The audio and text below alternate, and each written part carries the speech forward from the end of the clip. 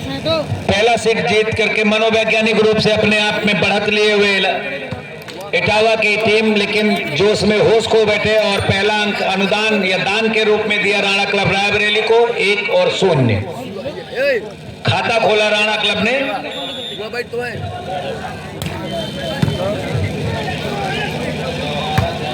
अच्छा स्मैश मारा गया और लाइन टू लाइन स्मैश मारा गया। लाइन पकड़ करके मैं निर्णायकों के निर्णय को देख चुका हूं, 1-1 बराबर। चौकन्नी निगाह है दोनों निर्णायकों की, कोई चूक नहीं होनी। इसी बीच सर्विस इलाहाबाद इटावा की तरफ से लंबी स्मैश लगाई गई राणा क्लब रायबरेली के खिलाड़ी के द्वारा। एक बार फिर चेकआउट मारा गया। दूसरा अंक बना इटावा का। इटावा 2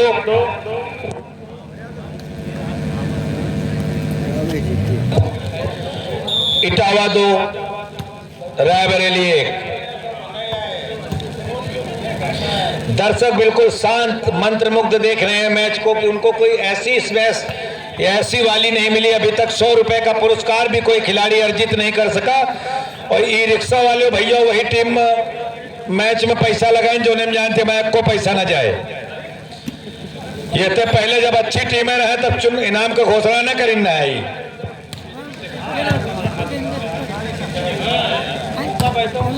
एक बार फिर लंबा स्मैश लेकिन अटैक लाइन के बाहर स्मैश तो बहुत अच्छा था। 3-2 प्रति अटैक लाइन स्मैश पर 100 रुपए का पुरस्कार है। ये भारतीय रिक्शा के प्रोपाइटर साई भाई की तरफ से।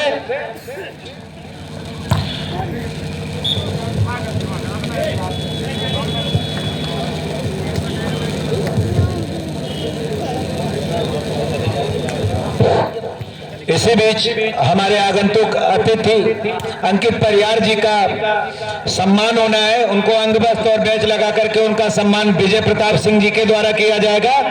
विवेक पटेल जी जो कि हमारे जिला पंचायत सदस्य हैं, उनका सम्मान अजय पाल जी की तरफ से किया जाएगा। दोनों लोग पहुंचे, दोनों हमारे अतिथियों का सम्मान होना है।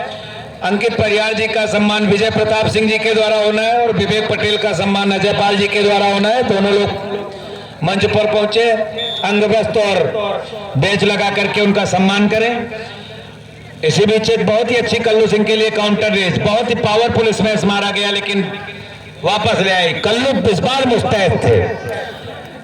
7 नंबर की जर्सी पर कल्लू यदि अपनी रौनक में खेलने लगते हैं तो कहीं भी मैच का रुख पलट सकते हैं। और राणा क्लब इस बार आगे 5-4।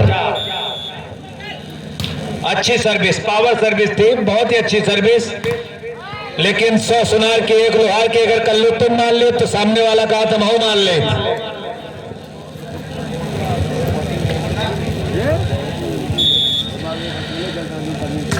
बेहतर सर्विस, बहुत ही बेहतर सर्विस। और इस बार एक छोटी सी रेस पर बहुत ही हल्का सा स्मैश लगाया गया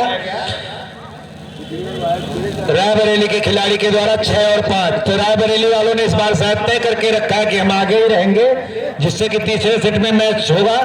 जो होगा देखा जाएगा। फिलहाल ये तो वक्त के गर्भ में है कि क्या होना है। जंप के साथ पावर सर्विस, अच्छी सर्विस थी लेकिन इस बार इटावा फिर चुकी 7 और 5। तो इटावा शुरू में यानी कि समझ सकते हैं कि बढ़िया जोश में रहती है लेकिन धीरे धीरे अपनी लय खो देती है। चाहे वो राजनीति का खेल हो या फिर यहाँ वॉलीबॉल का खेल हो, इनको संभल के खेलना होगा। अगर टक्कर लेना है तो कुछ नया करना होगा। और हमारी बात उन्होंने अच्छे से सुनी। फिर सेम स्मैशर ने सेम प्लेस पे गेंद को हिट किया लेकिन इस बार राइट। 6 और 7 सर्विस इटावा के पक्ष में और अंक भी इटावा के पक्ष में। 6 और 7 लगातार अच्छा प्रदर्शन करते हुए इटावा पहला सेट जीत करके अपने आप को अच्छी सर्विस की। 7 और 7। एक बार भाई जोरदार तालियां आप लोग भी बजाएं, दिखाई पड़े कि आप लोग भी बैठे हुए हैं। दर्शक इतनी खामोशी से बैठे हुए हैं जैसे कि मैच देखने ना आए हो। अब क्या कह सकते हैं, आगे कुछ कहना तो नामुमकिन है।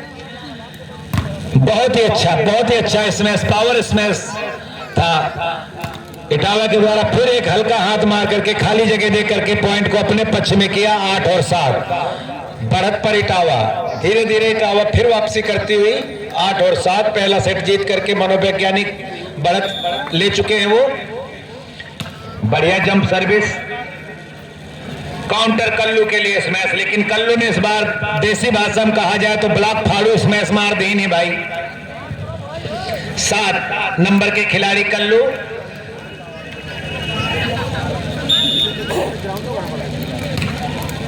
बहुत ही अच्छी सर्विस,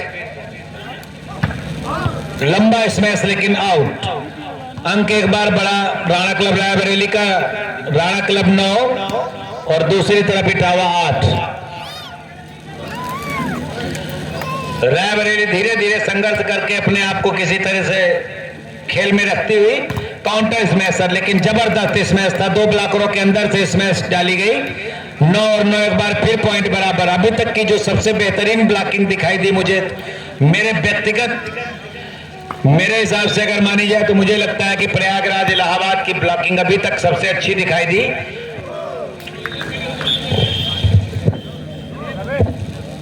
पॉइंट इटावा का बड़ा, इटावा 10 राणा क्लब 9। हमारे जो स्कोरर है बहुत ही अच्छी स्कोरिंग कर रहे हैं, कोई गलती नहीं हो रही उनसे लिखने में। अगला जो मैच होना है,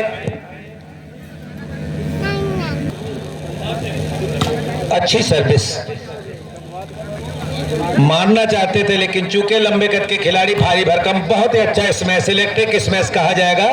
बिल्कुल कैरम बोर्ड की तरह स्ट्राइकर जैसे उनके हाथ में ही हो और उन्होंने गिट्टी को पाले में डाल दिया। पॉइंट बड़ा इटावा का, इटावा 11 राणा क्लब रायबरेली 9। बढ़िया सर्विस, अच्छा रिसीव कल्लू के द्वारा। गेंद कल्लू के लिए पुनः ये बढ़ा दी गई। कल्लू ने लंबा स्मैश मारना चाहा लेकिन मुस्तैद थे खिलाड़ी, खाली जगह डाल करके एक लंबा ड्राप डाला। बहुत आसानी से किधर किया जा सकता था, लेकिन चूंकि एक पॉइंट और बड़ा 12 और 9, तो सिर्फ औपचारिकता से इसके बाद जो मैच होना है लखनऊ और बिहार प्रांत की टीमों के मध्य होना है। दोनों टीमें अपने आप को तैयार रखें।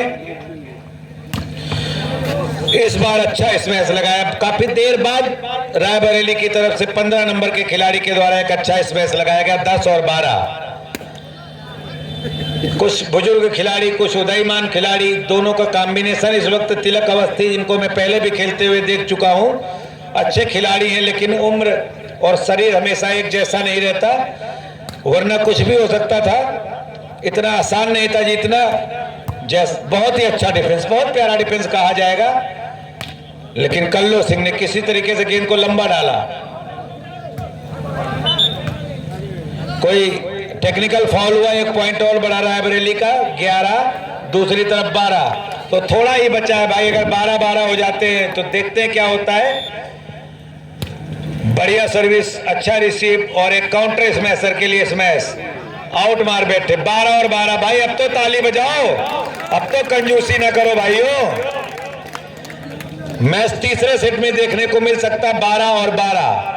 अब देखते हैं 15 कौन पहले करता है। अगर इटावा करती तो फिर लखनऊ का निमंत्रण अगले मैच में, और ना तीसरा सेट इन्हीं के बीच मत। तो अब भी कुछ होना से तिलक के द्वारा अच्छी रेस कल्लू के लिए, और कल्लू ने राइट मार दिया 13। बाहर कई सारे कोच बैठे हुए, जब टीम जीतने लगती है तो सब बताने लगते हैं ये करो, जब हारने लगते हैं तो मुसीबत आ जाती है। बिल्कुल 14 निश्चित रूप से शायद ये 5 तीसरे सेट में मैच जाएगा। अभी तक जितने मैच हुए, पहला मैच तीसरे सेट में जा रहा है। 14 और 12 कुछ तो हुआ इटावा को। मैंने पहले कहा इटावा शुरू में तो बहुत अच्छा करती है लेकिन बाद में लय बिगड़ जाती है। अब आगे कुछ नहीं कहेंगे क्योंकि अब समस्या है।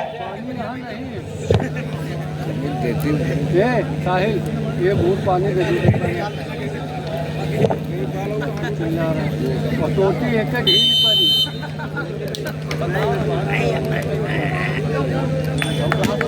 डॉक्टर भोलू जहां कहीं भी हो, पप्पू सिंह जी से अविलंब संपर्क करें, हमारे पीछे कमेंट्री बॉक्स पर बैठे हुए हैं।